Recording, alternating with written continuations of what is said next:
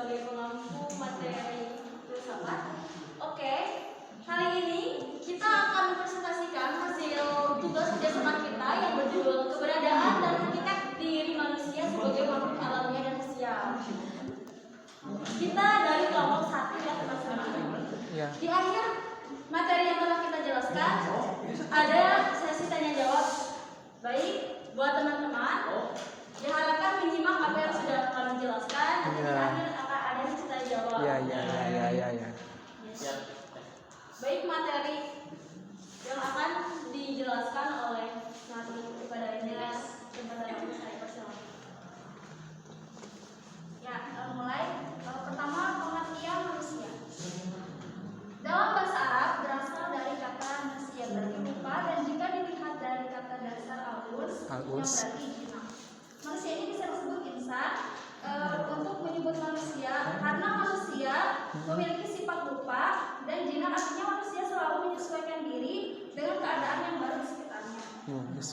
Hal yang paling membedakan manusia dengan makhluk lainnya yaitu akal. Manusia ini memiliki akal, sedangkan hewan dan tumbuhan tidak memiliki akal. Nah, siapapun dan apapun kedudukannya, manusia pada hakikatnya terwujud sebagai makhluk alamiah dan makhluk sosial. Selanjutnya, baik, pengertian manusia, makhluk alamiah dan makhluk sosial. Teman-teman pasti akan menanyakan, kenapa sih manusia bisa disebut makhluk alamiah dan sosial? Karena sebagai makhluk alamiah, kita sebagai manusia tidak bisa lepas dari alam dan selalu membutuhkan alam untuk hidup. Untuk contohnya, kita sebagai manusia pasti akan memerlukan oksigen yang berasal dari alam, dan tidak hanya itu, contohnya kita juga menggunakan ikan atau sayur-sayuran yang berasal dari alam juga untuk melangsungkan kehidupan kita. Next, keberadaan manusia sebagai makhluk alamiah dan sosial. Di samping itu juga, ya, betul.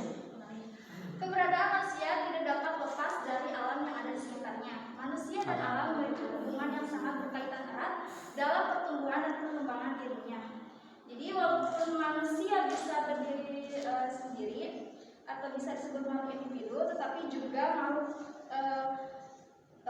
makhluk sosial yang membutuhkan manusia untuk makhluk yang lainnya. Nah, di samping itu manusia juga tidak lepas dari kehidupan di lingkungannya, yang mana manusia membutuhkan manusia lainnya, sehingga manusia sangat berperan penting dalam proses kehidupannya untuk saling bersosialisasi dengan sesamanya. Selanjutnya, hakikat manusia sebagai makhluk alamiah dan sosial.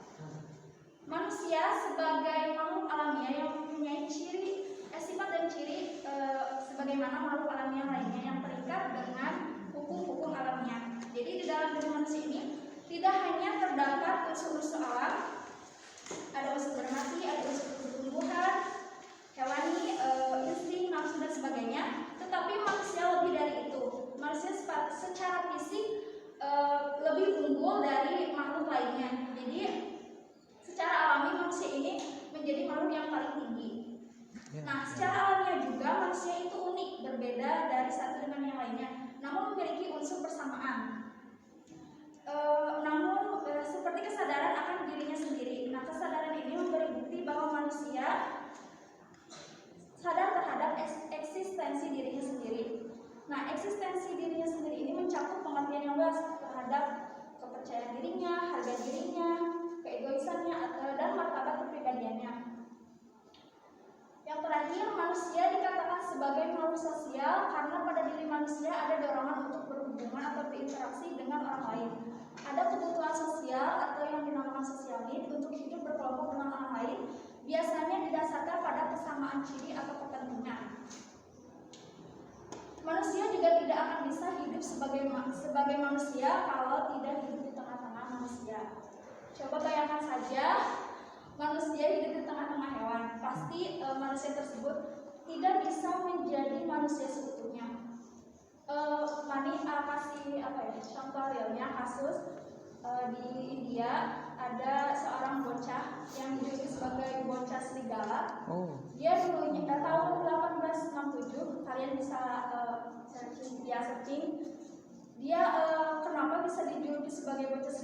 adalah karena kemungkinan dia dari kecil sudah hidup di tengah-tengah hewan tersebut. Karena pada saat dievakuasi pun di panti asuhan perilaku dia lebih cenderung ke hewan bukan kepada manusia. Cara dia berjalan, cara dia makan makanan mentah, ini bukti bahwa manusia juga tidak bisa hidup dengan sebagai makhluk kalau tidak hidup di tengah-tengah manusia. Selanjutnya, baik dari hubungan hakikat manusia dan filsafat pendidikan. Nah, di dalam materi ini manusia itu mempunyai kaitan yang cukup erat bukan dalam kehidupan. Manusia juga memiliki akal pikiran untuk memenuhi kebutuhan suatu hal yang diinginkan ataupun mengajarkan suatu pemikiran filsafat. Dan hakikat manusia pun dihasilkan dari berbagai ilmu terutama filsafat. Nah, di sini ada beberapa alasannya ya mengapa kita memerlukan filsafat. Poin 1, filsafat itu membantu manusia dalam mengambil keputusan dan tindakan dalam kehidupannya.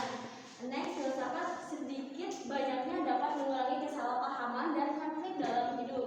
Dan yang terakhir, untuk dasar menghadapinya banyak simpang siur banyak hal dalam dunia yang selalu berubah. Jadi, filsafat itu sebagai satu lapangan studi mengarahkan pusat perhatiannya dan memusatkan kegiatannya untuk merumuskan dasar-dasar dari tujuan pendidikannya. Konsep tentang sifat hakikat manusia itu konsepsi hakikat dari segi-segi pendidikan serta isi moral pendidikannya. Baik, presentasi kali ini saya akhiri dengan mengucapkan kami ucapkan terima kasih kepada Kementerian atas perhatiannya. Seperti yang saya